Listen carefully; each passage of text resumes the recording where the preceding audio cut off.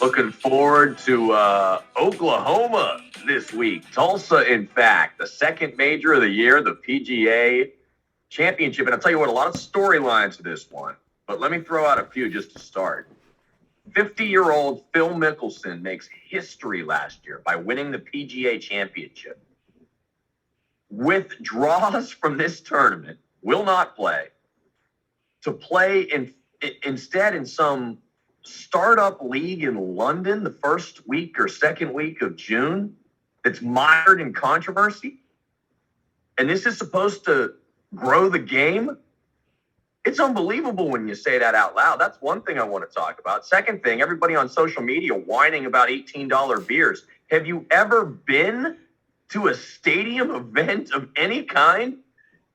Whether it's a pro sports game or a concert. I was at the Hella Mega Tour with Weezer and Green Day this year, paying $20 a can for a 16-ounce Leinenkugel. You go to watch the Pittsburgh Pirates, the worst professional sports franchise on the planet, and those people are paying $16 for a 24-ounce Mike's Hard Lemonade or a Budweiser. So just spare me, these golf fans. $18 a beer, that's a bargain if you live in Pittsburgh in the Northeast. And by the way, if you're a Pirates fan, you got to be an alcoholic. That's why they can charge that at PNC Park. The worst team in professional sports franchise history. There's no doubt about it, Bones DK, right? Yeah, they're pretty bad. I went to the home opener with McNeil, pot odds, and I don't remember. I feel bad actually saying that now that McNeil is one of our listeners, because I know he's a big Buccos fan, but Jesus, man, they're bad. Well, they did win a baseball game without registering a hit the other day. How does that even happen?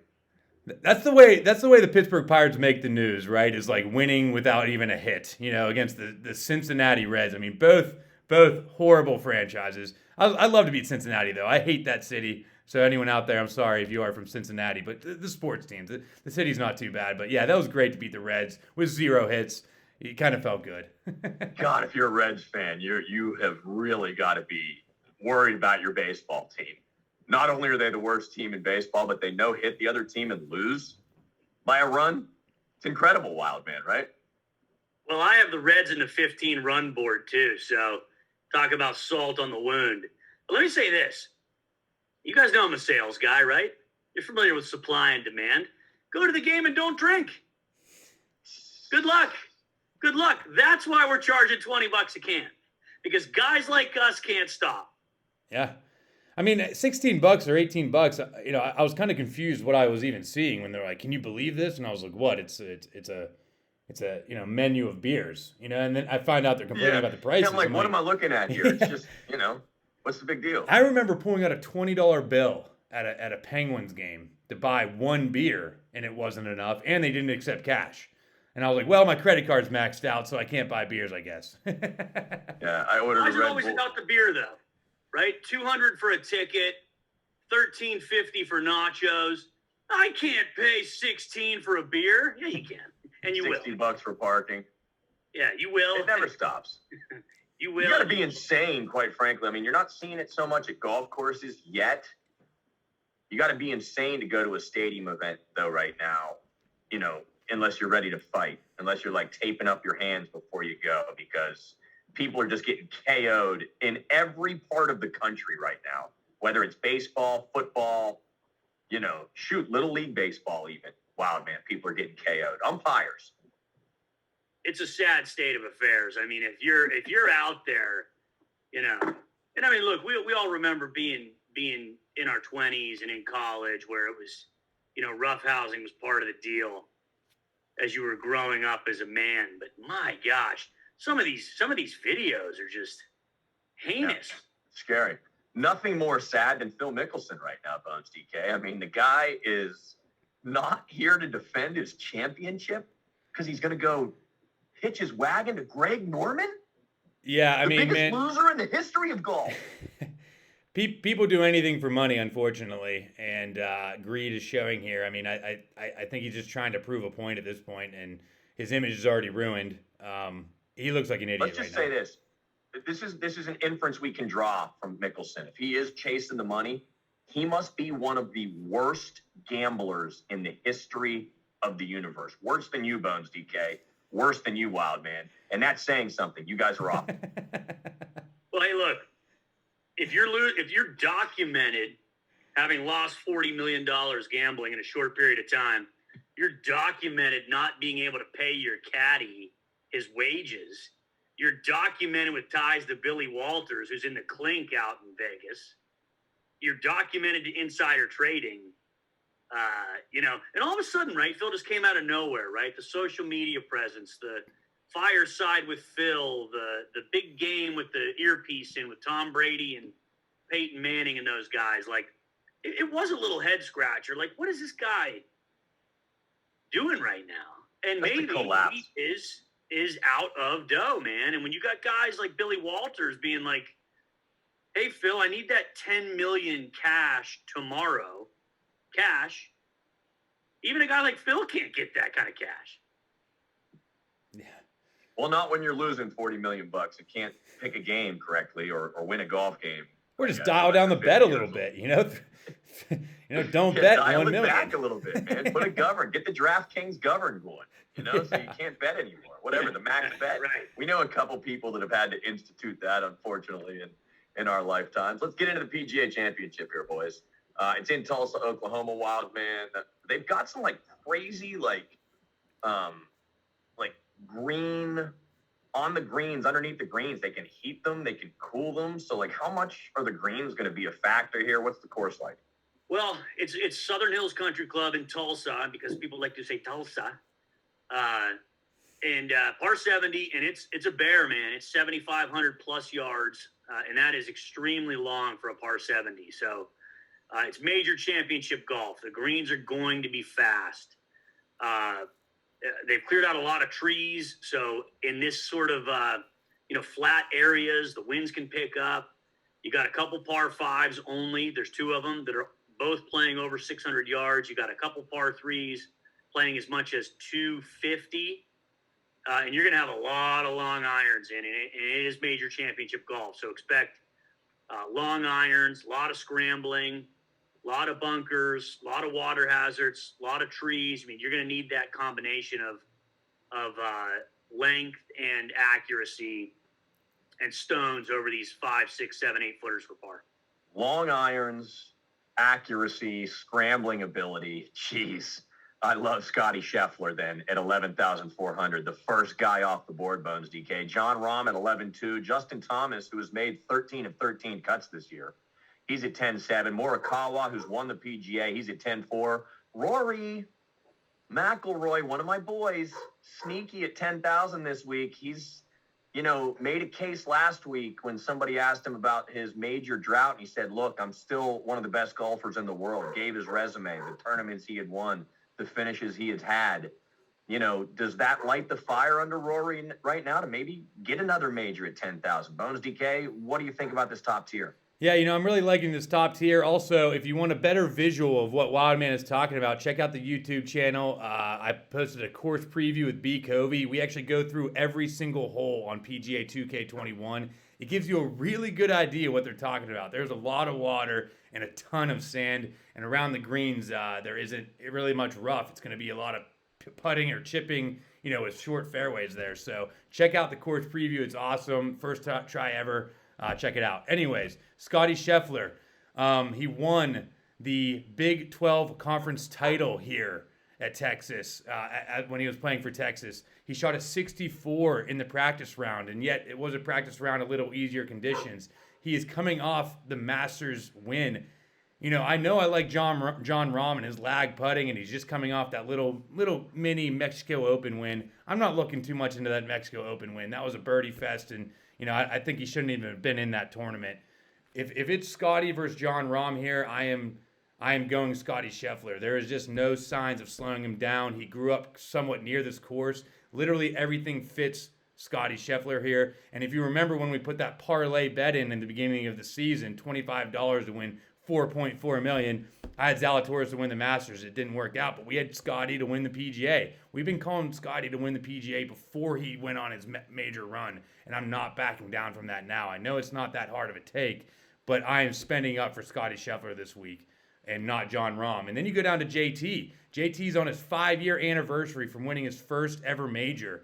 He's been staying with Jordan at this Jordan Spieth, that is, near this course. They've been practicing. I know Spieth grew up playing this course, so JT is someone I'm looking at, but I'm still full go on Scotty in the top range. You have Morikawa here, and then you have Rory McIlroy, who is the best value, no doubt, in this 10K range. He is on an 8-year drought, winning a major, playing his best golf that he's played in a long time.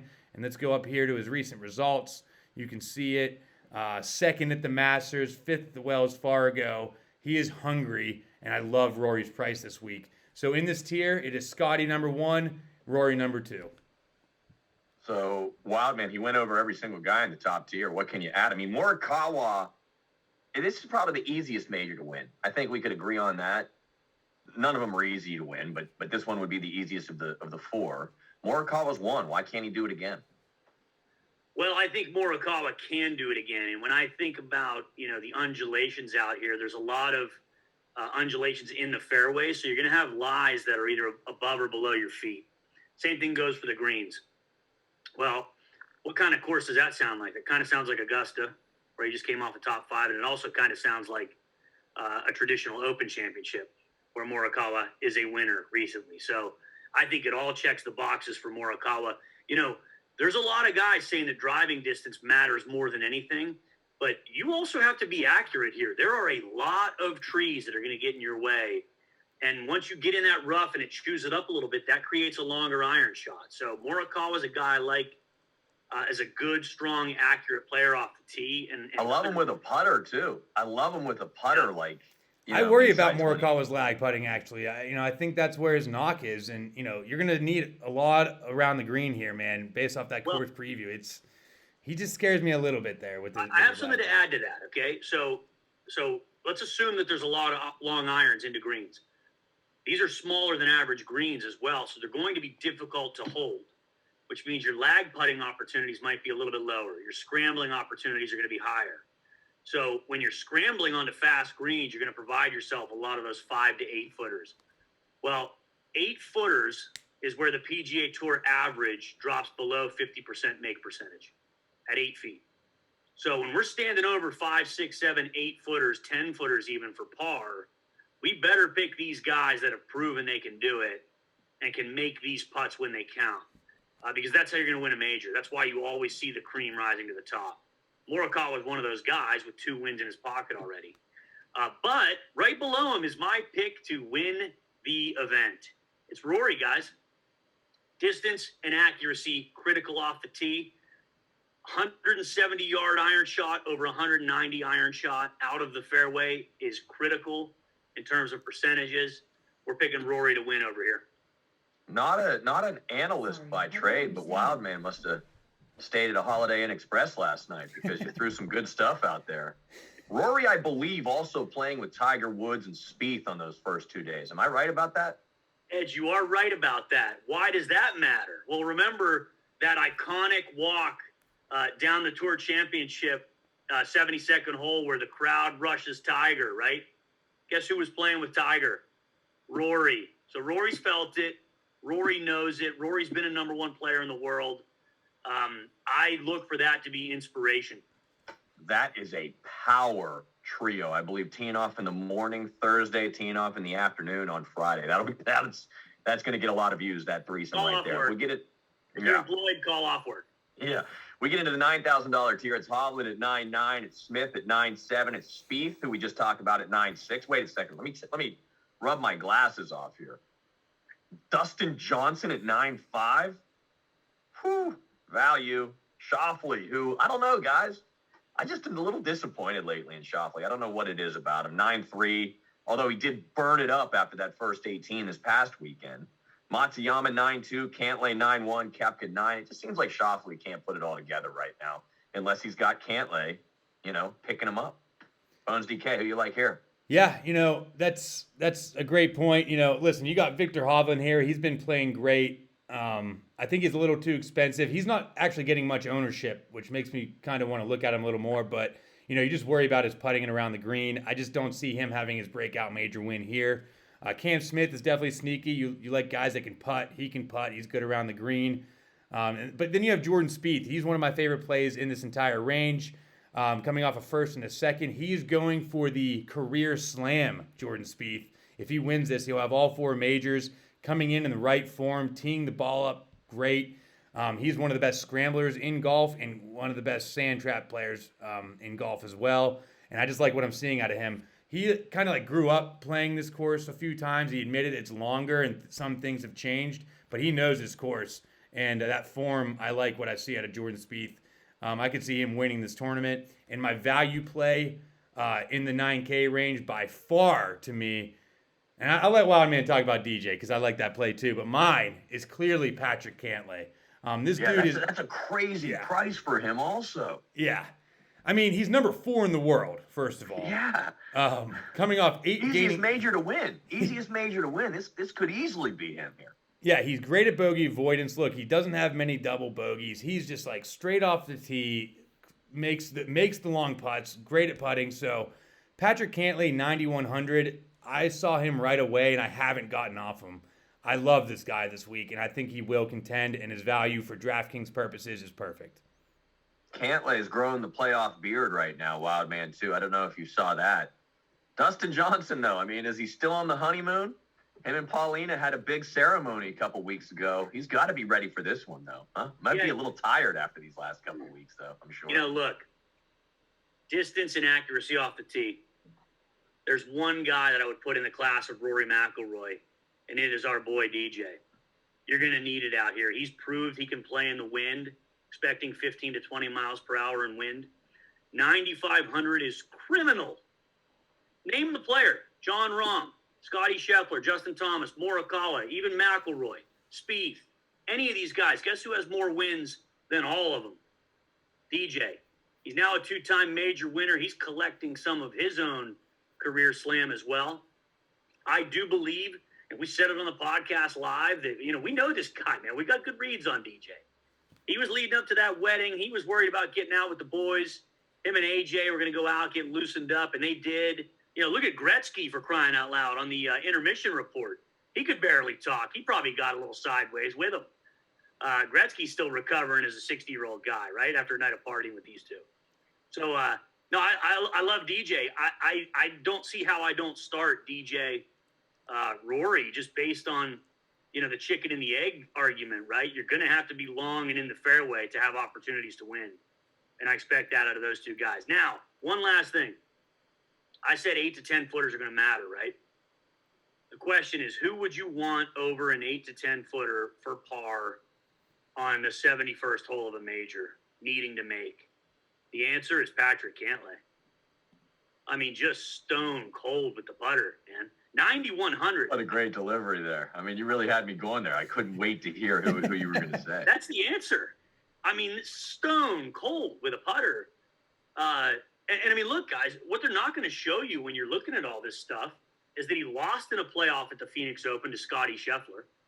He lost in a playoff at the Heritage a couple of weeks ago to Jordan. And he won the event with Xander a couple of weeks ago. Those aren't in the data points here. So he's a couple, he got a fried egg against Spieth there in the bunker, costing the tournament. And, I don't really recall the playoff against Scheffler, but I mean, those are your 2 losses in playoffs and a win with Xander. 9,100. The FedEx champion as well, number 4 in the world.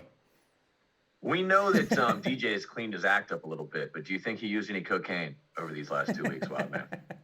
Yes. Do you think Wayne Gretzky also was using? Yes. Come on, man. These guys are the boys, Real quick, nothing about Koepka, 9,000. It would just kind of dig everybody in the side and twist the knife if Koepka came out of nowhere to win this thing. Any love for him, Bones DK, at all? Any chance for Brooksy? I agree. He's probably getting overlooked. I'm just not on Brooksy right now. I would much rather pay up for a hot Xander that really is turning it around. He showed signs of it in the match play with Cantlay. And then he turned around and just came in just with 24 birdies and 40 holes or something.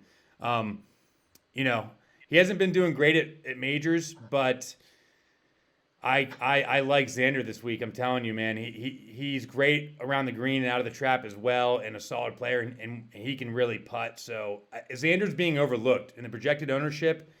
The lowest 4 guys right now are Hovland, Cam Smith, Xander, and DJ. And not in that order, but those are the 4 that aren't getting the most love, which makes me like DJ more and back Wildman, and wants me to play Xander. I mean, people counted him out. They think he missed the cut last week. If you stopped watching, he was +3 through 2 on Friday, and I mean, I was getting literally texts like Xander sucks, and then he finishes 5th. And what do you do with him now? You play him in a major, gold medalist, Olympic champion. Yeah, Xander Schauffele. The 2 biggest tournaments of the year this year, though, Masters and the Players. I mean, that's concerning. Look, I'll argue that because the Players, we know what happened with the draw. That's true. Terrible weather. And the Masters, guys, if you watch the event and you know Schauffele, you just knew something was a little off with him. So much so that he didn't even have his fade cut in his hair. Like, I think he was dealing with maybe a stomach bug or something, and that didn't come out, and he just wasn't feeling well. Maybe he had something going on at home that just sort of kept him out of it mentally. So watch. I'll bet you he's got a high and tight haircut on Thursday. Ooh. And if he does, Hey, I'm telling you, Let's go. Prop bet. Yeah, Let's go. can we get the haircut prop bet going? McNeil, where's pot odds out there? Get it on the books, buddy. Get it on the books. All right, $8,000 tier. Looks like there's a lot of value here, Bones, as I peruse this. Big Z, who you love, at 8.9. Burns at 8.8. Lowry at 8.7. Berger, I think, is interesting. Value play maybe at 8.6. M at 8.4. Or no, M is out now. Excuse me. So scratch that. DeChambeau, 8.3. Tiger Woods, y'all. 8.2. I'm playing him at that price. Are you kidding me? That guy didn't touch a club. Damn near had his leg amputated. Beat 65 of the best players in the world to make the cut at the Masters. I'll take Tiger Woods at 8.2. Hatton, who we love on this podcast, 8.1. That seems like a really good value bet. Usti, not a huge fan of this week at 8. Connors, who I love, Canadian boy, 8,000. What you got, Buns DK? Yeah, so this is an interesting range. I love the 9K range and usually hate the 8K range. I'm kind of leaning that way as well. I know Zalatoris is awesome. He can't putt. I'm not betting him on this kind of course. You need to be decent at putting on this, plain and simple. I love Shane Lowry, 8,700. This literally is the perfect course for him. He is hungry, trying to win. A 3rd at the Masters, a 2nd at the Honda where the weather was kind of crappy and a little windy, and coming off a 3rd of the RBC where he kind of choked it away. So I'm seeing Shane Lowry rebound here. He is hungry as hell. $8,700 is a steal in my opinion. Up there with Cantlay. Not even joking. I love. Please keep that Shane graphic Lowry. up for just 1 second. Yeah. Look at That's 3 top 5s in his last 5 starts. That's 5 top 15s in his last 5 starts. It's actually 3 top 3s in his last 5 starts. 8,700. Bones. Is this the Bones DK value play of the week right now? Yeah, I like to get maybe a little cheaper guy for the value play of the week, but yes, I mean, there's no doubt about it. Him or Cantlay for the more expensive guys, no doubt about it. I will say Lowry over Cantlay is the value there, saving $400. I mean, look at those finishes. You can't deny that. That's the best finish, probably best 5 finishes out of anybody in this field. Wildman, who you got in this tier? The only knock on Lowry would be that he hasn't won anything worldwide since that Open Championship. But that also proves my point on Lowry to back him, right? He wanted a course where there's undulations and it's difficult and it can get windy. He's done it at every type of major, guys. He's got a top 5 at Augusta. He had a top 5 at Oakmont when DJ won it in the U.S. Open. And obviously won the Open Championship. So no argument against Lowry there. The other guy I'm looking at, though, is Neiman. And there were only 2 guys in the top 75 last week that shot over par on Sunday. The other one was DJ, but don't say anything. But Neiman was one of those 2 guys. Shot over par on Sunday. Now, that is alarming because that course was very, very gettable. But, man, can he mash it off the tee. and really, really, really elite ball striker. So it wouldn't surprise me to see him come in at a low ownership based on a perceived collapse last week, and where he's priced. Tiger Woods, by the way. I'll take him at 82, man. I mean, his ownership's going to be through the roof. A lot of casual players. I don't think he's going to be through the roof, actually. I'm serious. No one wants to play him. Well, look, he won this event in 07, the last time the professional event on the tour was played at Southern Hills. So has the course record as well here. But, like, what he did at Augusta was one of the most remarkable things I've ever seen. You know, to come out and not play after that accident, like surgeries and everything he's been through, and at the age that he is, to come out and make the cut and really contend for the top 10 essentially was really something special, man. I mean, that was pretty special, but I don't expect much from him this week. Yeah, guy holds the course record. I mean, you shouldn't be surprised at anything that happens with Tiger Woods when there's a golf club in his hand. Anything. Sure. 8,200, you can take a gamble on him for sure here. This is, don't forget, like, he's getting into, like, the Ben Hogan stage of his career where he's just like, look, I'm just going to play the events that matter to me and the ones that are going to pay me an exorbitant amount of money to be there, way more than anybody else. And, Hogan still won those tournaments, dude, because he was fresh and he wanted to play in these things. So also I don't know, guys. I just don't know if Tiger Woods is done winning majors. And I would have felt the other way after the Masters, but after watching him play at the Masters, and again, if you just like Schauffele, right, Bones? You're high on Schauffele this week. Schauffele comes out and can't make the cut. Wildman has some conspiracy theory that he didn't cut his hair that week, so he couldn't make the cut. But Woods came out, damn near had his leg amputated, wasn't even sure he was going to be able to get around the course, and he beat half of the field, right?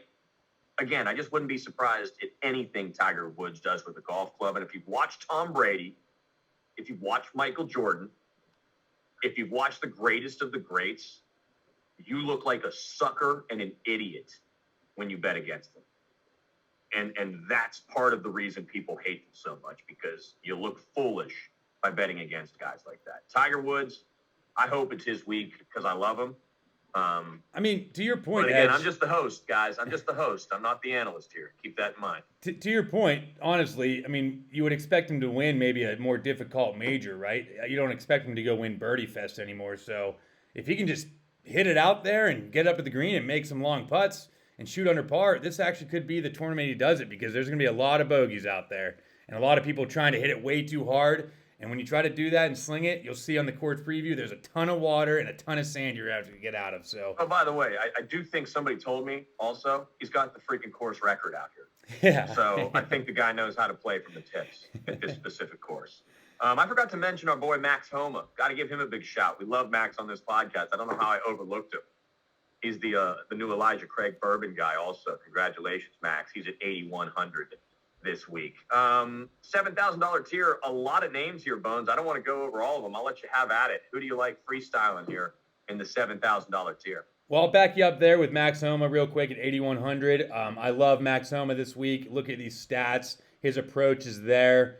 Does well putting. Is good off the tee. 8,100. I like Max to, not necessarily win, but a top 20 out of $8,100 guy is all you need. And I think he can easily do that. As you see, he's churning out top 10s and top 15s and coming off a win. So, yeah, give me some Max Homa with that power. And then you go down to my true value play of the week. I tweeted it earlier in the week, and I haven't backed off of it. Coming up number one in multiple models of ours, and it is Matt Fitzpatrick. I'm going to load him up this week, 7,900. I like him when the wind might come into play. I like him at tough courses. I love his bogey avoidance. Coming off a 5th, a 14th at the Masters, missed the cut of the RBC Heritage, and a 2nd at Wells Fargo. And you scroll down, and he has a bunch more top 12s, 6s, 10s. I love Fitzpatrick. 7,900 is criminal. And load him up at that price because it's stupid. We've heard criminal now twice on this podcast. Wildman, give me your pick, and hopefully they aren't criminal. I'm going to give you 3 guys that I think are very similar players. Corey Connors, Keegan Bradley, Jason Kokrak. All solid tee to green players, all good ball strikers, but the knock on them has always been their putter. I'm going to pass on Connors. I think his results are being inflated by the public perception that he's always in it. He only has one top 10, and that wasn't the Masters, granted, but that's his only top 10 in a long, long time. So I'm going to go down and get the savings there based on the similar win equity. And we got a bite from B. Kobe that Keegan Bradley is working on a new putting stroke with a czar of putting, if you will. Well, maybe that's all he needs, man. Look at these results. Have you Second, seen eight, Keegan 11. Bradley address a putt and watch him putt? It can't be worse than Billy Horschel. It's not, but it's close. Keegan like stops halfway there and like in between his legs, and like, I mean, it's just weird. There's like looking. science. You say to yourself, how in the hell could anyone make a putt after all of that going through your mind? Look at the results, guys. Since the Arnold Palmer, I mean, we're talking essentially four top 10s, four top 11s, if you want to get technical with it. Yeah. Did miss a cut back there, but man, we said it before. I'll say it again. This is the most competitive guy on the PGA Tour. The most competitive guy. There is nobody that wants it. He wants to win as much as I want my hair to grow.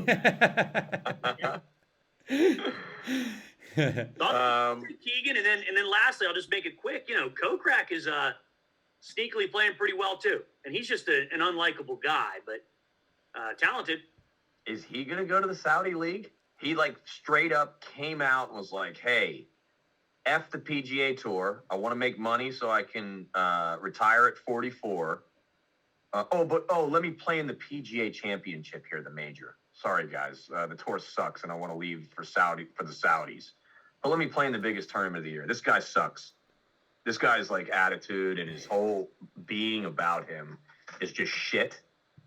And I hope this guy loses this week and finishes dead last in the whole tournament." I heard that about him before even the Saudi stuff, that he was like the cockiest guy on the PGA Tour, like before he had ever won anything, and just walked around like he owned it, you know, would brush shoulders with the greats of the game, like, you know, you think I care about you?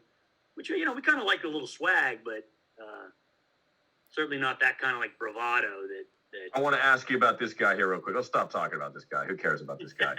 I like him in DraftKings. Adam Scott, you've got a poster of him right to the right of you. You talk about him every week. You don't like him this week?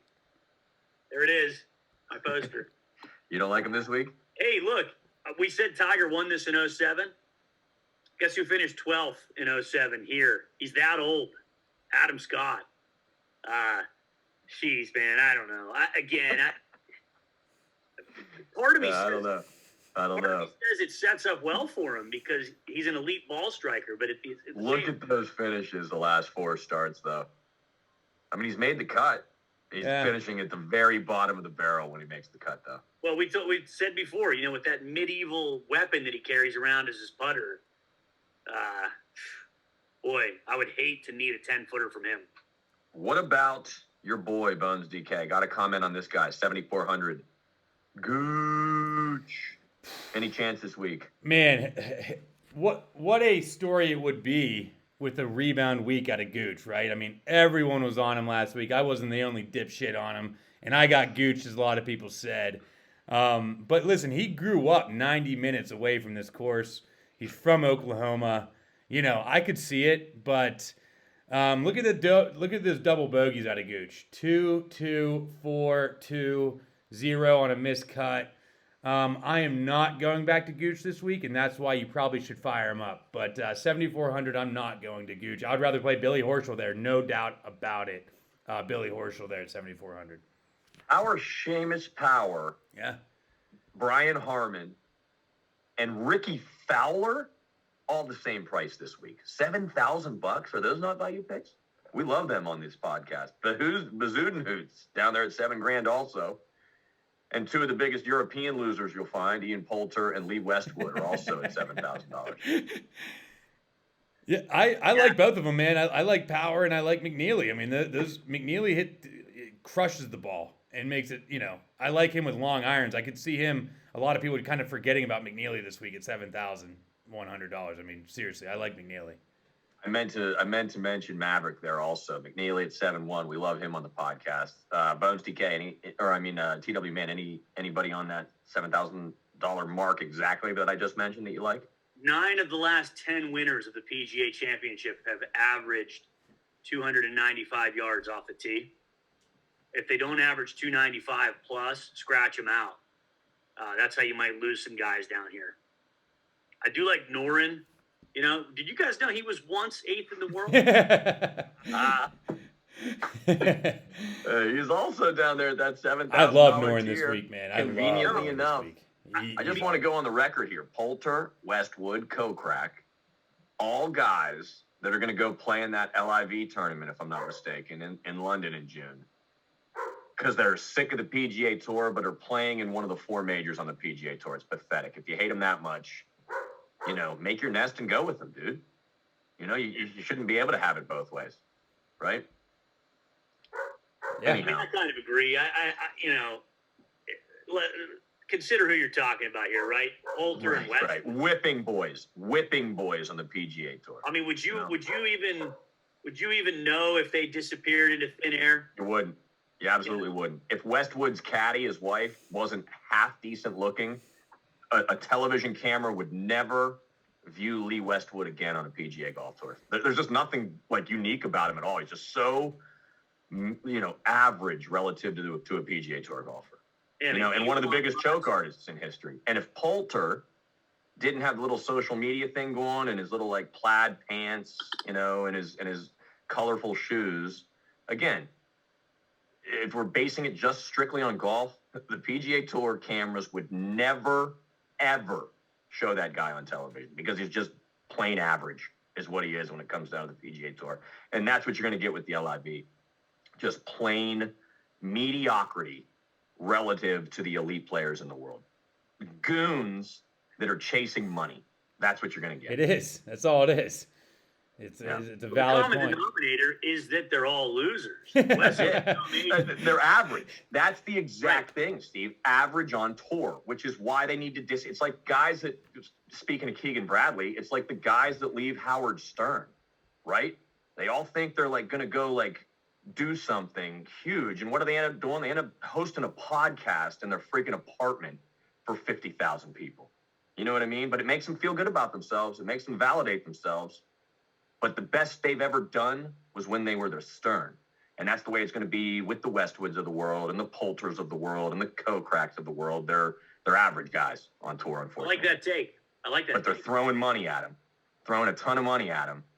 And, hey, they are doing it for a living. I actually will give Westwood at least credit for coming out and saying, in essence, again, I'm making an inference here, hey, I'm a total scumbag. I'm going to go after the money because I'm a total scumbag and I do this for a living. And I don't care what the Saudis have done to people. No, I mean, look, it's Kokrak has said the same thing. Let's own him also. Let's give him some credit. He's been honest about it. I'm a scumbag that wants to chase the money. I don't care about what's happened in politics. Poulter's just a lunatic. Poulter's just a poor man's Chi-Chi Rodriguez is what Poulter is, It's led by Greg Norman. Sergio has been linked to it now. And when your losses and your failures and your collapses are more prevalent on your resume than your achievements, you go to the Saudi League. That's what you do. That's exactly right.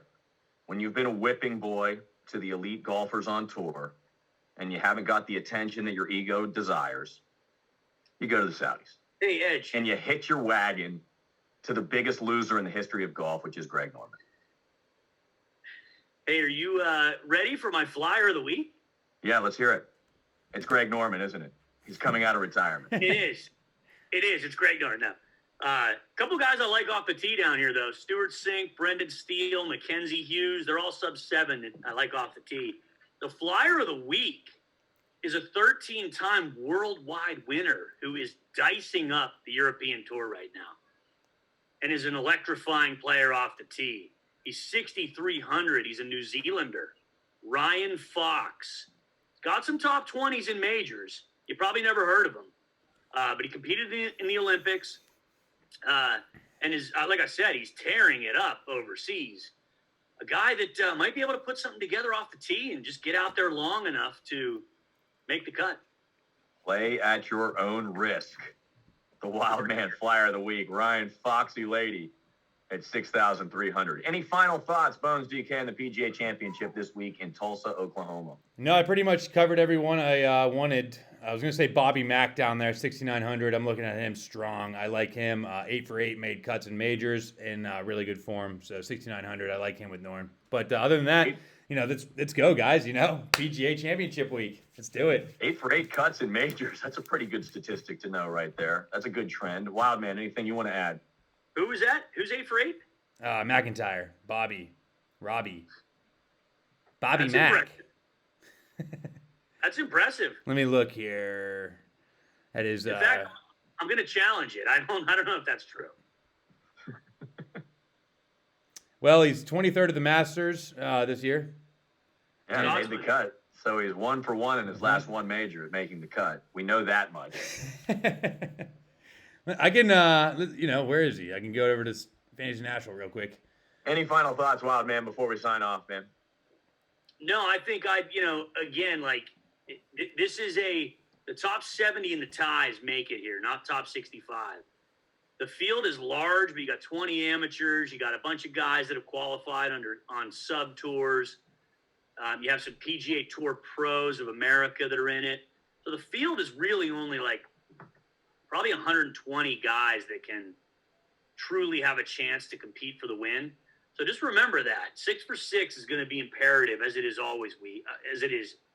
every week. But just try to stack it in there with 6 guys you think can raise a major championship trophy. Boomer Sooner, boys. The PGA Championship, Tulsa, Oklahoma, this weekend for TWMan 66. For Bones DK Golf, my name is Edge. Follow me at GolfGuyWV, Twitter, TikTok, and Instagram. Thanks so much for listening, and good luck this weekend with the second major of the year.